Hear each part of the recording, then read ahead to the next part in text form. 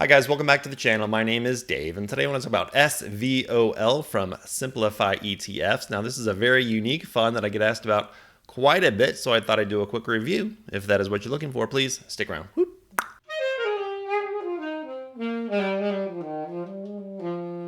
Now, I don't think we can dive in and start talking about SVOL without first talking about Volmageddon. What is Volmageddon? Well, in summary, back in February of 2018, this happened. The S&P 500 crashed, and this happened to the VIX. A nice big VIX spike as expected, and this resulted in what became known as Volmageddon. Now, the info I'm going to show you here now is from an article from the CFA Institute. I'll link the full article down below, but it summarizes this information nicely. That a sudden rise in volatility led to a one-day loss of more than 90% of the value of two exchange-traded products that have a similar makeup to SVOL. However, SVOL does address this issue, and we'll talk more about that here in a minute. But the whole problem happened due to a volatility spike. So that's the main thing that you should understand. But as this volatility spike occurred, they had to go out and buy a large number of VIX futures contracts, and it kind of compounded the problem and resulted in a nasty negative feedback loop. And in the end, 90% of the value of these two products was lost in a day. So, could Volmageddon happen again? It certainly could, and there are some people over at JP Morgan, I just read an article, they were talking about the rise in zero-day till expiration options being a contributing factor. Now represents about $1 trillion in daily trading. So, should we stay away from SVOL based on this? Because it is a similar product. No, not necessarily, because just like Steve Austin, the $6 million man, they can rebuild it, or at least address the known problem.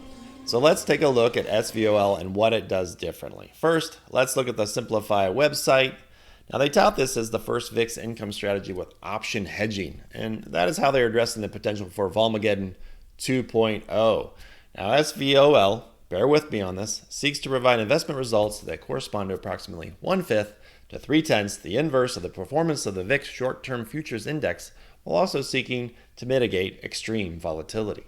Wow. Now, I can guarantee about 99.5% of those out there watching are completely lost.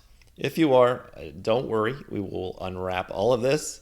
But down here at the bottom is our Steve Austin, $6 million man, Volmageddon fix. So a modest option overlay budget is then deployed into VIX call options to help protect against adverse moves in VIX. So more on that in a minute. And here's the fund overview showing a gross expense ratio of 0.66%. That is fairly substantial. That's $66 for every $10,000 you invest to help manage this fund. But it is a managed fund. They are making decisions for this fund. So you are getting something for your money. They show assets under management of about $341 million, so fairly small, but growing. And then they show that huge yield that attracts everyone of nearly 17%. That attracts lots and lots of people. I used to coach little kids in soccer, and we called them flies on poop as they followed the ball around. In this case, it's the adults, right? But we're following the yield around. So it does attract a lot of people with that big yield. Now, it does pay monthly distributions. Inception date was 5/12/21, so relatively new. There's not going to be any favorable tax treatment, so depending on what count you have this in, depending on how much tax you're paying right now, and there is no K1 involved with SVOL. So now let's take a look at the SVOL holdings and try to understand the secret sauce here. What is SVOL? Well, they are taking advantage of the typical VIX contango curve. Now hang with me, I know that's confusing. This just means that VIX futures contracts are almost always upward sloping. Just like what you see here in this chart. This is typical. They sell futures contracts that are out a few months and close them at a later date for a profit. Sell high and buy low. Simple enough. Works almost every time, like Sex Panther, right? Until you get that Volmageddon 2.0 scenario. So if we look at their holdings, we see right now about 18% of these are futures contracts. They say they target around 20 to 30% short VIX futures, and this offers the majority of the monthly return. But this percent will change as the future contracts drop in value, and that's likely why it currently shows 18%.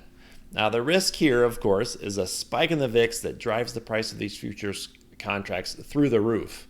And it's also worth mentioning here now that a low VIX environment like what we have right now should not really affect that distribution rate. I've seen a couple of people say that, but I wouldn't think that would affect the distribution rate of this fund. And that's because if you think about it, low VIX typically means more buyers of VIX, which drives the price for sellers. So that is component one of this fund, the VIX futures. However, the bulk is in component two, which are things like treasury bills and short-term bonds.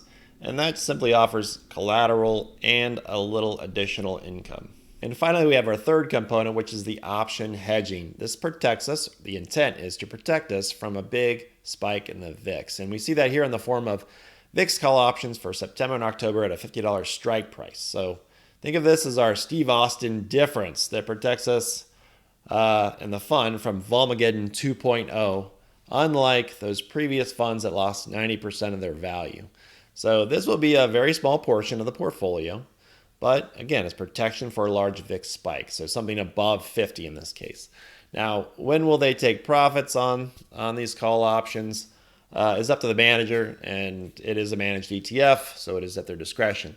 But this is critical. This is a critical component, in my opinion, in what could make or break this fund. You know, I can't wait to see a spike myself just to see how they handle it. It's so exciting. But it does make me think about issues that may occur, such as potential liquidity issues or something along that line. But that is it. There's nothing more in here. There's no other stocks. There's no Tesla, Microsoft, Amazon, Apple. With a stock like JP Morgan, let's say they come out with bad earnings, the stock gets cut in half. You still have all those assets, but this will simply have less money. I mean, they do have that portion that is their collateral. And that's not so much a warning as it is a statement that this is an alternative investment. So keep that in mind when you're talking about how much you would want to have in your portfolio. So is this a buy or a run for the hills type of product? And you can see from the chart here, performance to date has been decent, although we have yet to see a market crash with SVOL, which I'm quite interested in seeing. But a good way to think about SVOL is like an insurance company. You know, it has the edge in most markets. Sideways, great. Slight decline or incline, cool. Bull market, I'd probably rather own good stocks, but it'll do fine, right? And then during a market crash, we're in trouble either way. But with my shares in, let's say, JP Morgan, I probably have a better chance of coming back if they get cut in half. Just like a Florida insurance company, right? When the hurricane rolls through, look out. Luckily, with this product, unlike the products that suffered from Volmageddon, we have an insurance company insuring our insurance company with some VIX call options. So interested to see how that works out when it does occur. Now, I have heard some say just set a stop loss order, but that may not work as those are typically triggered during standard market hours only. So my final thought on SVOL is that this is a creative fund that I would not be opposed to adding to my own personal portfolio. In moderation, I would keep position sizing relatively small. Depending on who you are, maybe it's 0 to 5% depending on your risk profile. But for me, I think it's important at my age and what I'm trying to accomplish that I have this income portion and market neutral strategies. That's all kind of part of the way I'm structuring my own personal portfolio.